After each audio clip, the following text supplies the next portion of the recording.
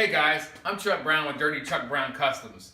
What I want to share with you today is I needed something to heat the shop, so I went and got out. I went to an old scrap yard, and that's probably the most challenging thing out of all of this is to find a scrap. We've got a couple scrap yards in the area here where we live, and so I went and got an old fire extinguisher light line somewhere, an old fire extinguisher tank, and I plan on going back to him quite a few more times to get other projects. You can make a grill out of this. You can do a number of things.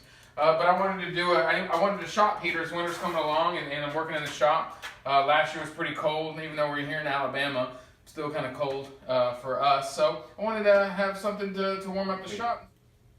What I want to show you is just how easy it is, a few dollars, convert it into a pretty good, what I think is a shop stove, okay? Some of the tools that I use, and I got down here, wire brush, a cheap grinding pad, and a cutting wheel. And all these fit to this, again, maybe $30 total in investment on that. This is my very first welding rig. I've got a few other welding rigs now, but this is a 110 welding rig from Harbor Freight. I think it retails at $100, $120. Normally, again, if you watch the Harbor Freight coupons, you can get it pretty cheap. I got it off Craigslist for 60 bucks. So $20 into the tank, and then really the biggest investment here is I didn't want to skimp on the stovepipe. I didn't know how to build it myself, and so I kind of take down the road of how I got there and came to buy this. But I believe I spent about $45 for the stovepipe, and again, because I wanted to be safe and make sure it was the right thing to do. So the stove itself, first I started with a trap here. So on the bottom, I could pull this out, and I could clean it out, so I don't have to go in and scoop in. So most of these tanks are going to have some type of hole on them where you can create a hole. And so I just built the trap, I pulled that out, we can clean it out. All right, you're going to want some kind of venting system. So I built an overcomplicated venting system here. You can do a lot more simple with just any kind of gadget, but I had the time and just did a little research, and this is what I came up with. I think if I had to do it again, or what I might add to a modification to this design, is I may add some holes to under the grate to get a little bit better airflow. But I'm kind of happy with the design that I have now, so I will see if I take the time to add some air holes later. The door's pretty simple. Okay, we got a handle.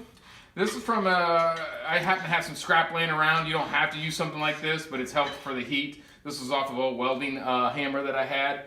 And I just bent the metal and stuck it through there and did some welding. What I want to point out is, you notice with a cutting wheel, you're going to have about a 1/16 to an 1/8 of an inch gap. And depending on the draw of your stoves, depends on whether you've got to close that gap or not. I had some old hinges laying around from one of my builds, so I used those. You can get those for $2 or $3 at your average hardware store. But it's as simple as just tacking those on there. Talk a little bit real quick about that process. When you're going to build any type of door onto your tank, whether you're building a barbecue grill or a stove, a good technique that I've learned is to go ahead and cut your cut your door 1/3 of the way through, so you just have that cut there. And then before finishing it, while it's still in place, you want to go and tack weld or weld permanently your hinges in. Then once you finish the cut, your door is going to be a perfect fit every time, and you're not going to have to worry about it. Okay, so the handle may be a little bit over-engineered. We could have built something on the outside just as easy to lock in, but I had a little time, so I wanted to kind of have it hidden like that. Coming up to here, we have the top. We have 6-inch stovepipe that I got from one of the big box stores. Again, it was about $45. I'm not finished. We need to build what's called a thimble through here. You know, so I got a little coloration here in the wood, so I've got to build some a heat resistor to that to ensure that that doesn't catch. And I got some work to do on the outside with a rain cover to keep rain from coming in. But we're not there yet. Still kind of just playing with this thing and getting it going.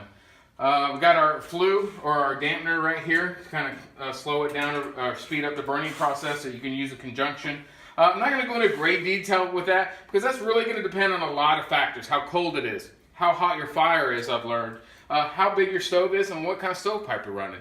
So I think it'd be a waste of time to sit here and tell you what you need to do. That's just something you're going to learn over time to base off the volume that you have flowing through. One of the things I learned very quickly was a quick lesson. The first time I fired it up, I did not buy the 6-inch stovepipe.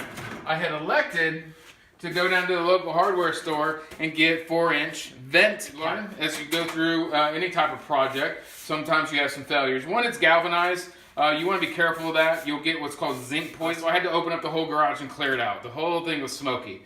Number two, so first of all, this is the wrong type of metal I used, all right? So that was my first failure. It was not heat rated to what it needed to be, and again, it could have poisoned me. Number two, it wasn't enough. It was only 4-inch. It turns out I needed 6-inch. I'm not a mathematician. I'm sure there's YouTubers and sites you can go to get the volume and determine your math. Do her and see how it works. This didn't work, and it was a failure.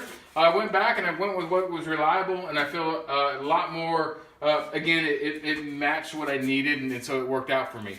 If 6-inch doesn't work out for you, you can also go to up to an 8-inch size in diameter to get your. So I had a lot of fun with this build. Again, didn't spend a lot of money. I wanted to share it with you, and at the end of the day, I think I'm gonna be a little warmer this winter.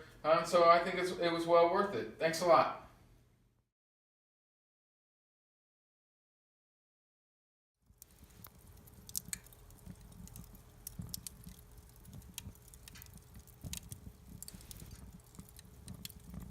Box stores for what's it called? Stovepipe. Normally I have 30 students who can shout shit at me. Stovepipe.